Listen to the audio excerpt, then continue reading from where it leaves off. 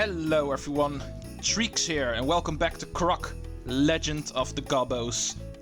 Second recording session this is going to be. After the first 3 episodes I thought it was more than enough.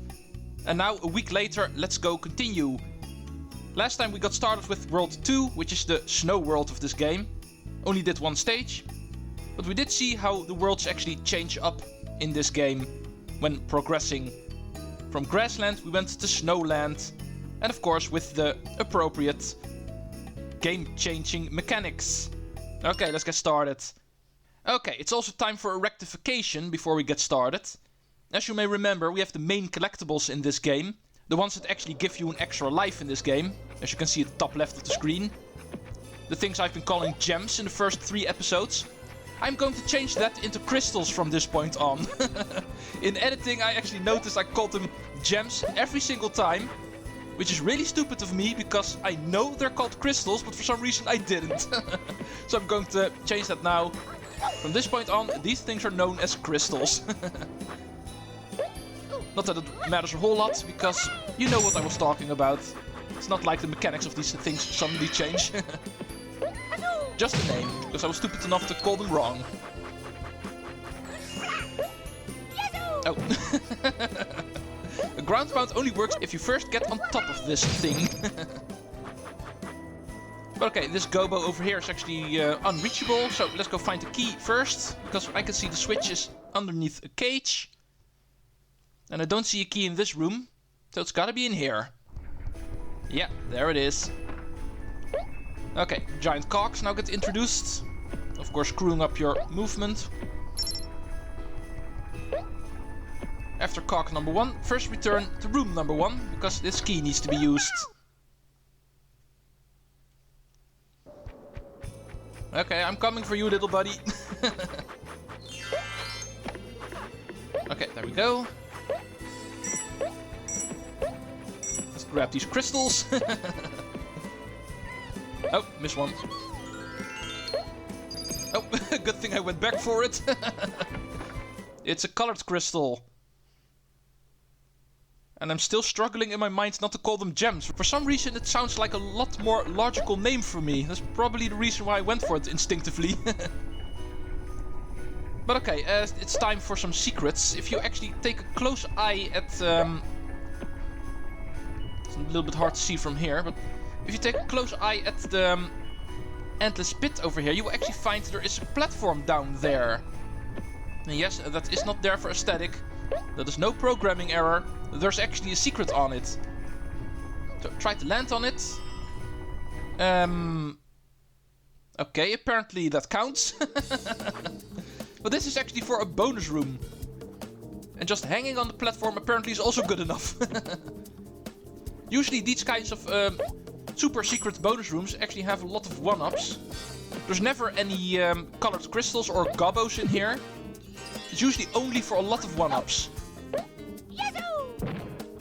That's the reason why I always call them super secret bonus rooms, because they're so super secret that they don't even bother putting main collectibles in here. Even the game considers this super secret. But okay, after collecting everything in here, you will actually find some sparklies somewhere in the room, and these actually function as teleports back to the main level.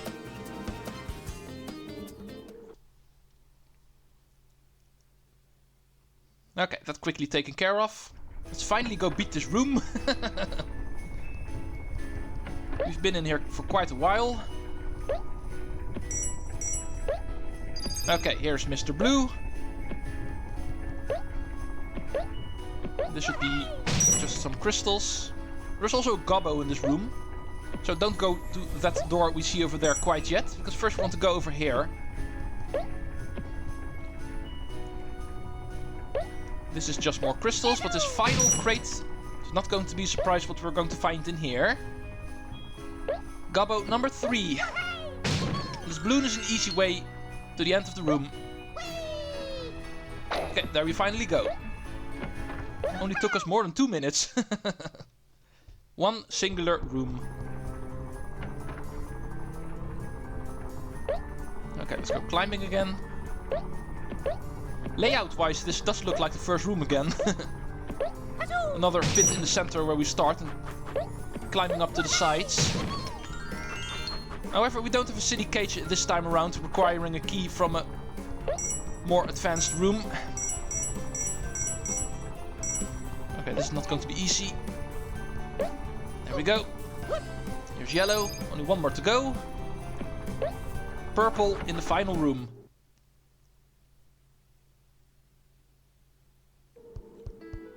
Okay, final room because we can see the gong and the crystal door. This should be a gobbo. No, it's not a gobbo, it's the crystal we were after. Also something we need, so not a big deal. Gobbo is going to be one of those two. And I'm going to guess the right one. I want to guess something correctly at least once in this room. The right one seems to be a little bit more off, so... Yeah, this crate containing crystals is promising. There we go. There's Mr. 5. And no, I'm not going to name these Gobbos. Calling him Mr. 5 suddenly gave me a sudden urge of thinking, hey, maybe I should be giving names to all of these guys, but I think I'd better not. I think I'd better play a new minigame. As you can see, we have a cauldron over here. And some crystals will start falling in it. However, we need to move this cauldron in order to make sure it can catch the crystals. And that's where these buttons come in. So it looks kind of like... Okay, I'm surprised that one went in. So it does look like a minigame we've played earlier. This one is a lot less cheesable though. Since here we do have to be very careful where the cauldron is located. And unlike the sheep minigame that we played in World 1 at some point, for this one we actually do need to catch every single one. And that also counts for the occasional one-up that appears. If you even miss one object, does not matter which one, but the minigame will instantly end. Everything will despawn, and you have to retry the entire level before you can start again. That's also something I have not addressed yet. But whenever you're in these quote-unquote bonus rooms, the crystal doors, these are all one-try deals. If you fail, you cannot exit the room and try again. You're forced to hit the gong. And you need to replay the entire stage. Even if you kill yourself in these rooms, because you technically can. As you can see, there is some ice water here, which functions as the lava of this world. If you throw yourself into that, you can kill yourself. But the minigame won't respawn. So, be careful for these bonus rooms. First try is required. Luckily, this one is not that difficult. But in later worlds, we can find some very difficult minigames to play, so... It is a good thing to keep in the back of your mind. Okay, stage 3. Riot Brrrr. And I don't like words that don't have vowels. But okay, the brrr isn't there for nothing. It is because it's very cold in this world. And the game is trying to emphasize that in the level names. Okay, that's a dead end. That's also a dead end. Okay, grabbing too many crystals at the same time gives a weird sound effect, apparently. But okay, we're forced in here. It's the only way we can go. Apparently, we're looking for a big key.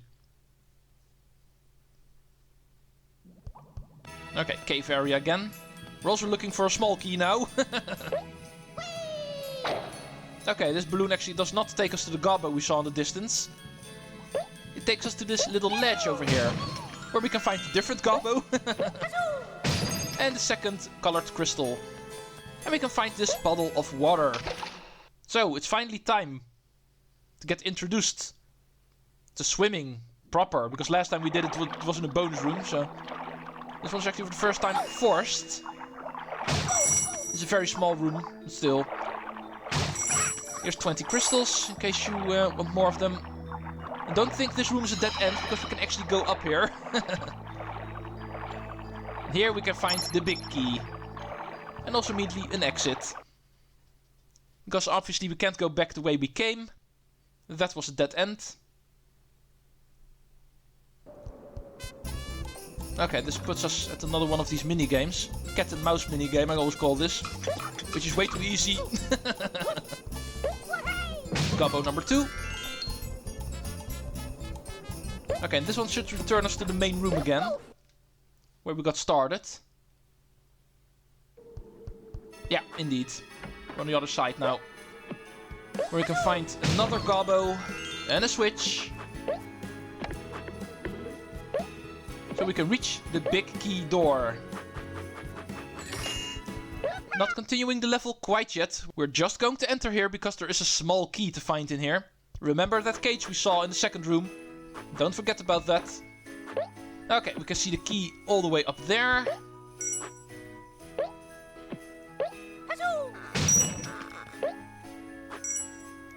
Okay, and there's a switch and another big key, by the way. Finding plenty of those. Yeah, let's grab the big key first. Get the small one on the way back. Gobbo. Yeah. And we already know where the final one is. That one we saw on the platform in the second room. And with the small key we can actually reach that.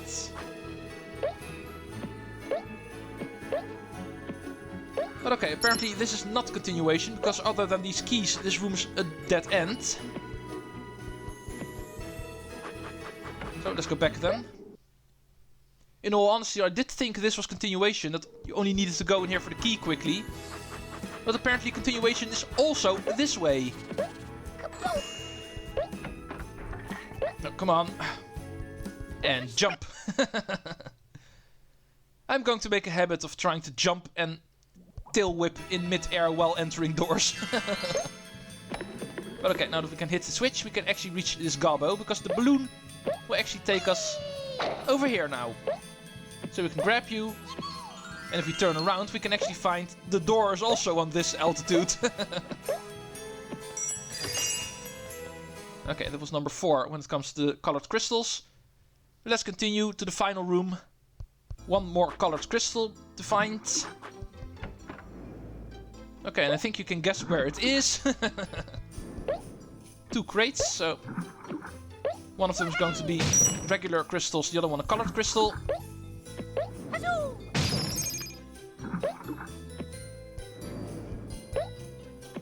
And another level can be scratched. There's one more bonus room to do. I'm pretty sure I know which one this is. I'm pretty sure this is just a regular platforming challenge, not a minigame. Okay, that way apparently. Yeah. I remembered correctly. This is indeed the one I was thinking of. Spinning platforms, crumbling platforms, the whole gist. And even some enemies that throw snowballs at you. So be careful for the Dantinis here. If you want to bring all of your crystals to the end of the stage. Okay, some tiny platforms. And because of the stupid spinning platforms, these are not easy to jump to. Oh. See what I mean? Although I did not expect I would actually miss those kind of jumps. I was counting on just missing the small platforms directly a little bit more. But jumping too late, pressing the cross button a little bit too late is of course also a way you can fall into an endless pit. Oh.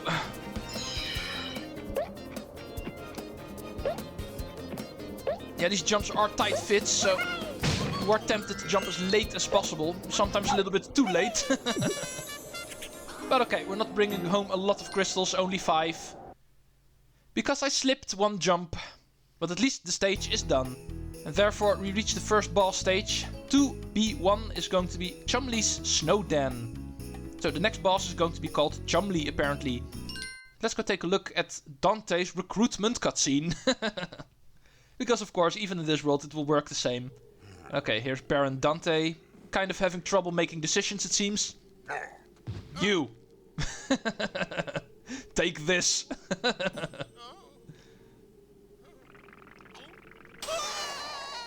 Okay, that's one way to create a mid-boss. Just randomly stop some guy that passes along. Put a rocket on his back. And you're my minion now. Okay. First a couple of rooms, collecting some gems. And avoiding penguins. Don't have to tell you, these guys actually kill you the moment you touch them. They are enemies. Let's make sure we have plenty of crystals when attacking this boss. Even though as many crystals as you may collect, you only have one hit after all. No matter how many you have, if you get hit, you always lose all of them. But the plus side is, the more you have, if you get hit, the bigger the chances you can actually recollect some of them, giving you an extra hit. Because the crystals do get knocked out of you, but you do get the chance to actually recollect some of them. That's a plus side. And the more you have, the bigger the chance you can actually collect a few of them. So even if you get hit, you will still have a chance for an extra hit.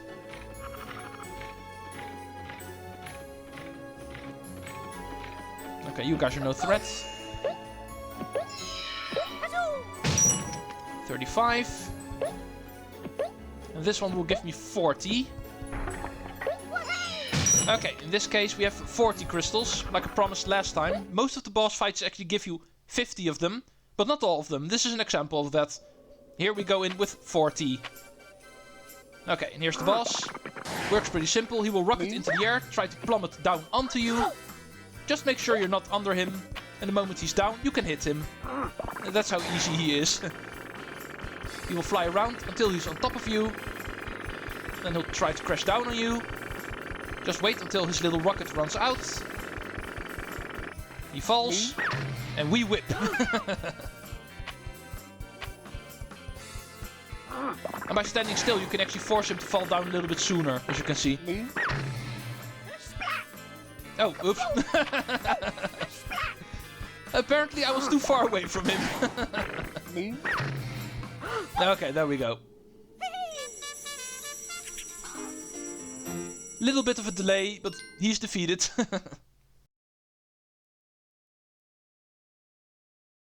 Okay, you alright, sir? Get that thing away from me. Let me just go on my merry way. And that is a clear example of, I'd never agreed to this. But okay. Special stage time. We've got all of the Gobbos in the first 3 stages, so Clouds of Ice is unlocked.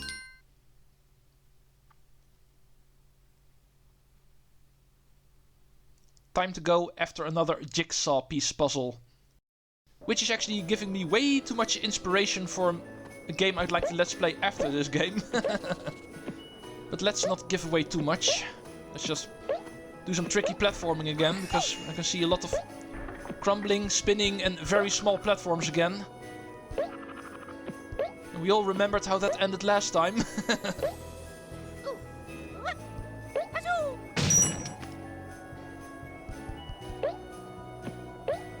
Okay, there we go. Although we're not there yet. Still 2 more sections to survive. Okay, rotating platforms. Not in an easy pattern.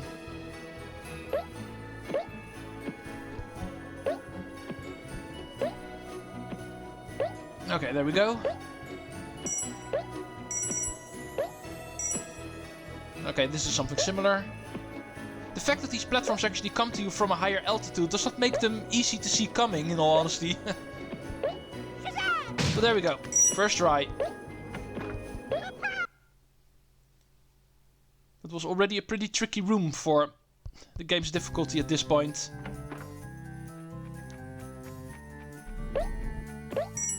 Okay, these guys again.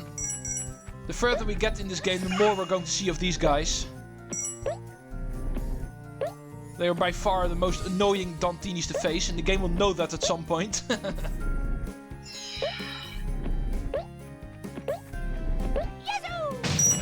Okay, these things are moving quite fast, so these are definitely tricky to traverse.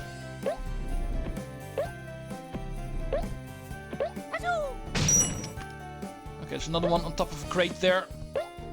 These guys usually tend to be very difficult to avoid. The moment they have the higher ground, they're pretty much impossible to avoid when jumping towards their platform. You can always ask Obi-Wan Kenobi how higher ground can actually help you get advantage in a fight. Oh, was that Revenge of the Sith reference really necessary? Okay, here's the final room. Because here's the jigsaw piece. And this time around we don't have a big key and a big door leading towards a one-up room, it seems. So this one's going to enter quite early. Even though we do get a one-up still. Just not in a separate room this time. Which we find after the jigsaw puzzle. Jigsaw puzzle piece, I must say. It's not an entire puzzle. Okay, stupid ice physics. Just grab the puzzle piece. And we're done. Third one we've got. And what these things actually do remains a mystery, because we have completed 3 of these stages now, 2 of them in the first world and 1 here, and yet no context of what these things do. For that we need to wait until much, much later. But stage number 4 in World 2 is going to be next time, because my clock is at 21 minutes, so I think this is enough for today. Next time we'll hopefully be able to finish off World 2. We'll see how far we can get. Thank you for watching, and see you folks next time in Croc, Part 5. Treecks out.